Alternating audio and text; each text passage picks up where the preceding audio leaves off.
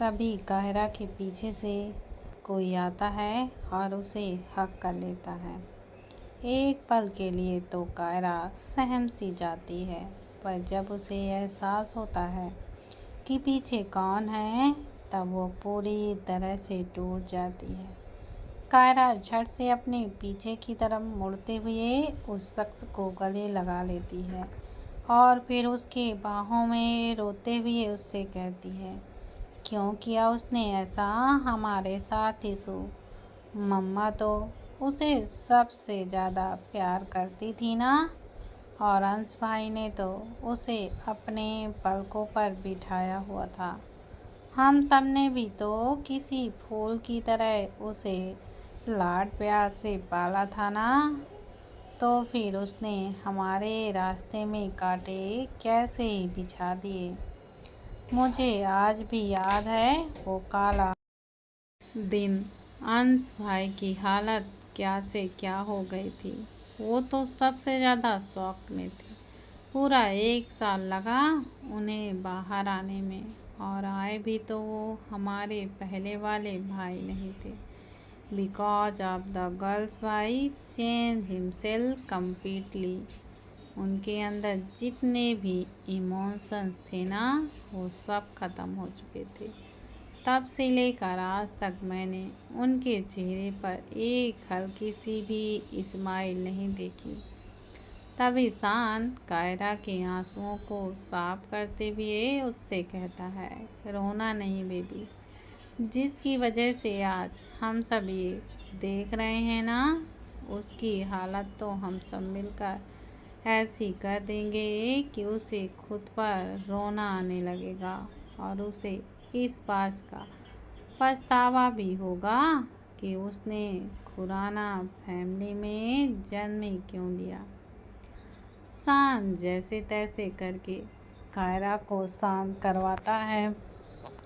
हूर का अपार्टमेंट। हूर अभी भी उस ठंडे फर्श पर बैठी अपनी स्टडी कंप्लीट कर रही होती है। आधे घंटे बाद जब हूर की स्टडी पूरी हो जाती है, तभी वो अपना बैग पैक करती है और फिर टफी को अपने हाथ में पकड़कर उससे कहती है, टफी, हमारे पास तो बिल्कुल भी पैसे नहीं हैं। हूर अभी पैसे कहाँ से लाएगी? तभी हूर के दिमाग में कुछ आता है और वो अपनी साइन आई के साथ टफी से कहती, हाँ, मैं ना एक काम करती हूँ, कल जल्दी से उठकर कहीं छोटी सी जॉब ढूंढने चली जाऊँगी। ज़्यादा नहीं, अगर रोज़ के 5 से 10 रुपए भी मिल गए तो उसमें मैगी आ जाएगी। Yes see, I am so smart ना। टफी, चलो अभी हम जल्दी से सोते हैं, पर उससे पहले हूर को मेडिसिन खानी है, वरना फिर से वो गंदे वाले ड्रीम आएंगे ना। तभी हूर उसके बगल में पड़ी कपड़े की गठरी की तरफ देखती है, जिसमें हूर के कुछ फटे पुराने कपड़े होते थे जिसे वो पहनती थी। उस गठरी में से हूर एक छोटी सी कांच की बोतल निकालती है, जो असल में एक मेडिकल की बोतल थी। उस बोतल पे स्लीपिंग पिल्स लिखा हुआ था। तो हूर ने उस बोतल में से 2 गोलियां निकाली और वहां रखे छोटे से मटके से एक प्लास्टिक के ग्लास में पानी लिया, और फिर एक ही झटके में हूर ने वो दोनों गोलियां पानी के साथ निगल ली। हूर को नींद नहीं आती थी, जिसकी वजह से उसने स्लीपिंग पिल्स लेनी चालू की, जो उसकी जान के लिए बहुत ज़्यादा हार्मफुल है। मेडिसिन खाने के बाद हूर वहीं उस ठंडी फर्श पर लेट जाती है। हूर के पास ना तो फर्श पर डालने के लिए कोई बेडशीट होती है और ना ही खुद पर ओढ़ने के लिए कोई कंबल। जैसे ही वो फर्श पर लेटती है, स्लीपिंग पिल के इफेक्ट की वजह से उसे झट से नींद आ जाती है, पर वो सोने से पहले अपने टपी को हक कर लेती है और फिर किसी छोटी सी बाल की तरह पूरा सिकुड़ के सो जाती है।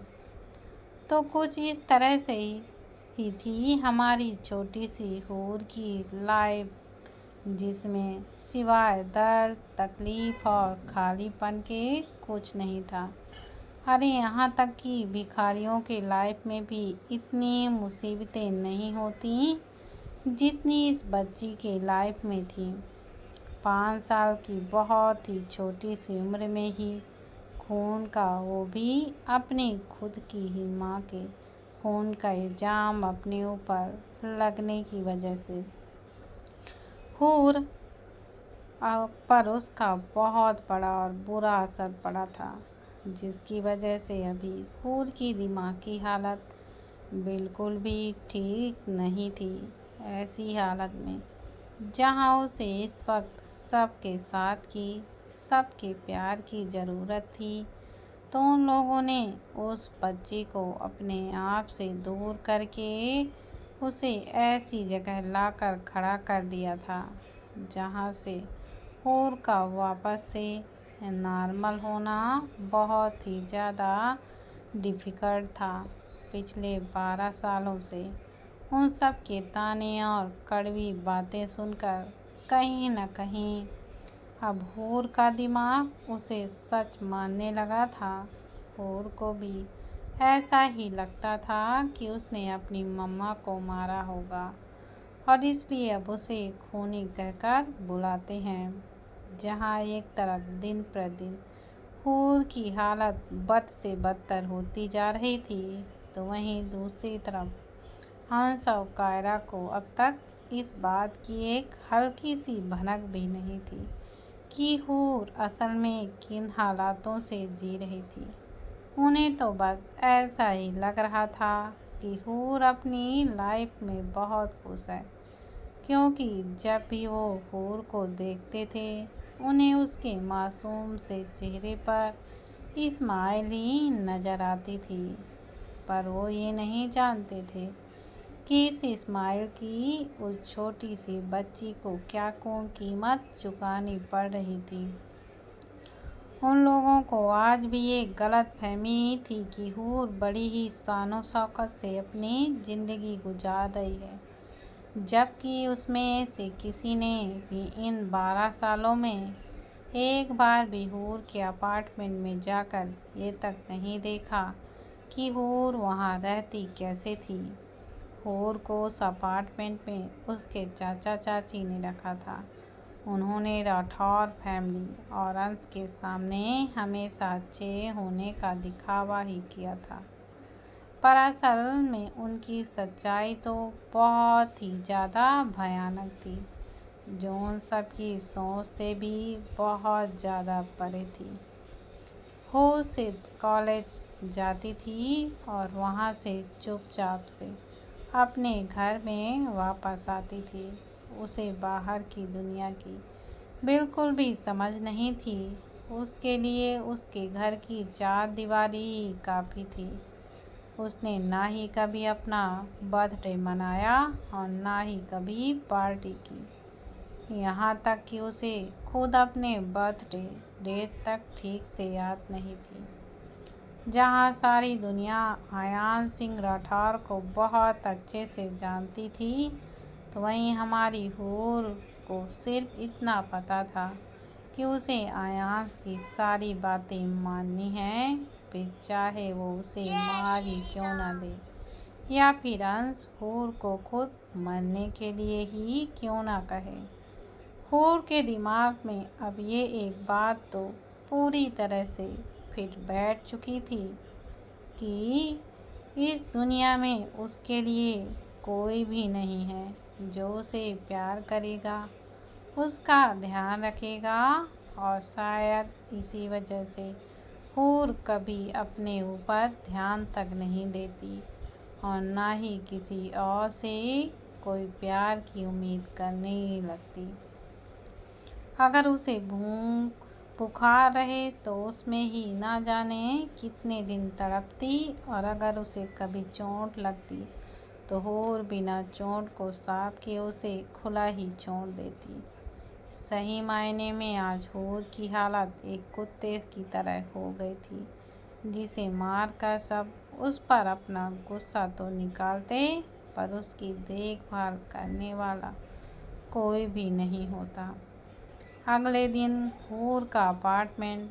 हूर सुबह जल्दी से उठती है और फिर रेडी भी हो जाती है, क्योंकि आज उसे अपने लिए जॉब ढूंढने जाना था।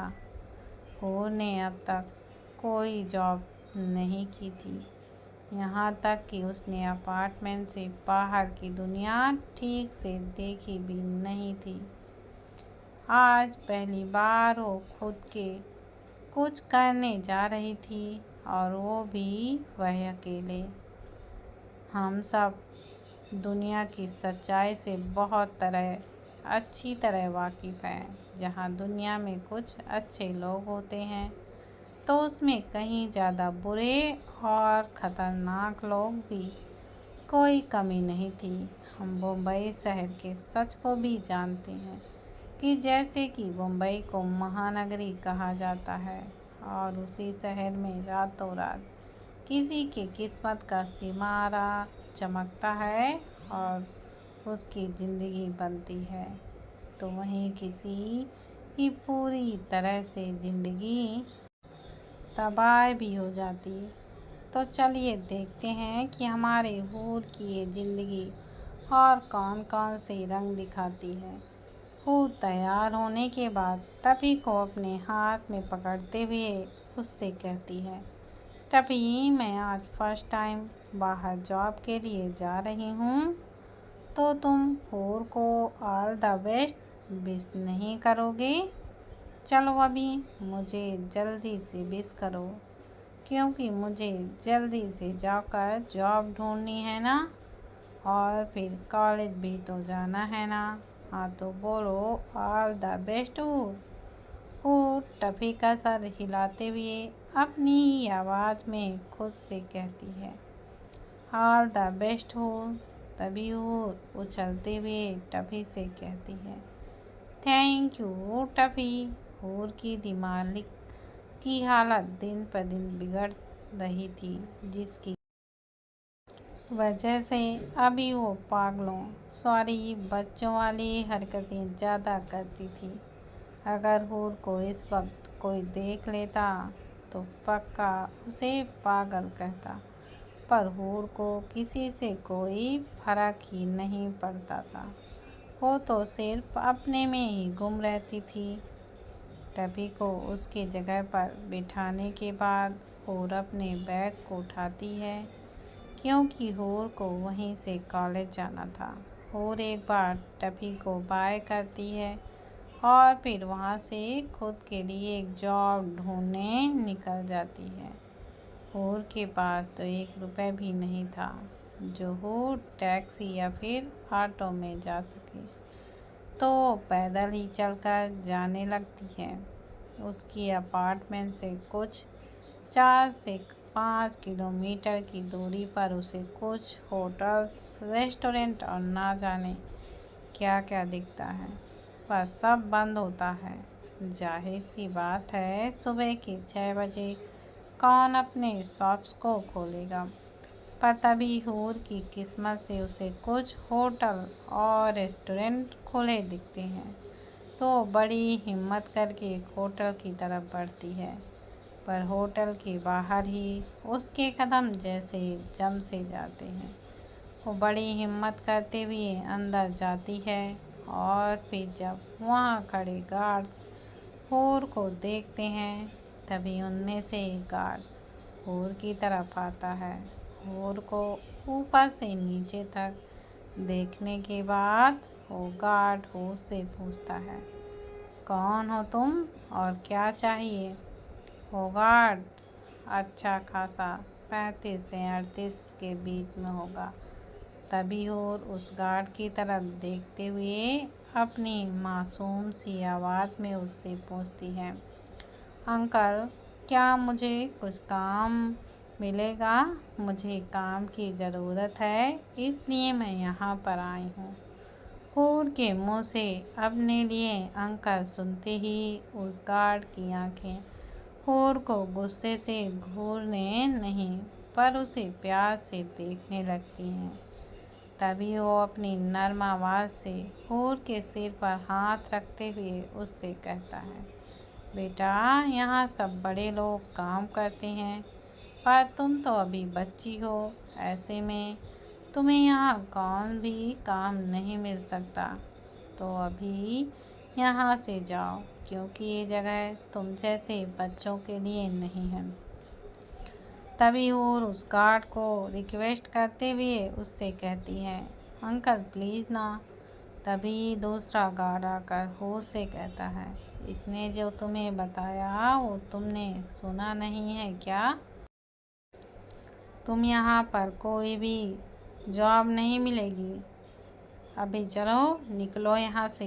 इतना कहकर वो गार्ड हूर का हाथ पकड़ता है और उसे गेट से बाहर की ओर ढकेल देता है। उस गार्ड के अचानक से ढकेलने की वजह से हूर अपना बैलेंस संभाल नहीं पाती और फिर सड़क पर अपने घुटनों के बल गिर जाती है। वो तो अच्छा होता है कि हूर झट से अपने दोनों हाथों को ज़मीन पर टेक देती है, वरना उसके घुटनों में और चोट लग जाती। उस गार्ड को खुद के साथ ऐसा बिहेव करते देख हूर को थोड़ा सा भी बुरा नहीं लगता, क्योंकि अभी उसे इन सब की आदत हो चुकी थी। तभी वो ज़मीन में से उठती है और अपने गंदे हाथों को वह देखते हुए कहती है, अरे ये तो गंदे हो गए, अभी मुझे इन्हें धोना पड़ेगा, पर पानी कहाँ है? और इधर से उधर देखने लगती है। तभी उसकी नज़र एक नल पर जाती है जो थोड़ी दूर पर था और उस नल को देखते ही खुशी से चहकते हुए कहती है, वो रहा नल, चलो हूर, अभी तुम जल्दी से अपने हैंड वॉश कर लो, फिर दूसरी जगह पर जाकर देखूंगी, यहाँ तो नहीं मिली।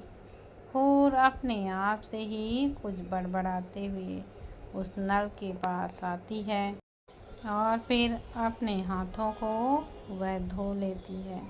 हेलो दोस्तों, मैं आप लोगों के रोज़ कमेंट को पढ़ती हूँ। आप लोग कहते हैं कि मैं लड़कियों को हमेशा कमज़ोर दिखाती हूँ, पर दोस्तों ऐसा नहीं है। आप लोग पॉजिटिव में लें और जो मेरी कहानियों में होता है वह हमारी ज़िंदगी में भी ऐसी ही घटनाएं होती हैं। यह तो सिर्फ कहानी ही है। हमारे यहाँ पर, हमारे आस पड़ोस पर ही क्यों, हमारे घर परिवार में भी औरतों के साथ कुछ ऐसा ही होता है, फिर भी हम सब अनदेखा ही कर देते हैं। तो इसलिए दोस्तों, मैं अपनी कहानियों के थ्रू आप सबको यह बताना चाहती हूँ कि अगर आप लोग कहीं भी लड़कियों के साथ किसी भी तरह की औपचारिक घटनाओं को यदि देखते हैं और फिर सुनते हैं तो उन्हें रोकने में सहयोग दें, पर नहीं, आजकल जहाँ पर ऐसी घटनाएं घटती हैं वहाँ पर सब लोग अपना मोबाइल निकालते हैं और वीडियो बनाते हैं और फिर उसे वायरल कर देते हैं। बस कहना आसान है पर कोई करना नहीं चाहता है। इसलिए दोस्तों, मेरी कहानियों को निगेटिव में ना लें और पॉजिटिव होकर पढ़ें। और दोस्तों, लड़कियां कभी कमज़ोर नहीं होती, वह तो सिर्फ अपने परिवार की भलाई के लिए यह सब हंसते हंसते सह जाती हैं कि उसके परिवार, माँ पापा, भाई बहन, बेटा बेटी और किसी भी रिश्ते के ऊपर एक। क्या आप लोगों ने कोई ऐसी स्टोरी देखा है जिसमें हर चीज़ें सिर्फ खुशियों से भरी हों? कभी तो उतार चढ़ाव आते हैं। ऐसी ही मेरी कहानी भी है। ये मेरी राय है और आप लोग अपनी राय कमेंट बॉक्स में मुझे दे सकते हैं। धन्यवाद दोस्तों।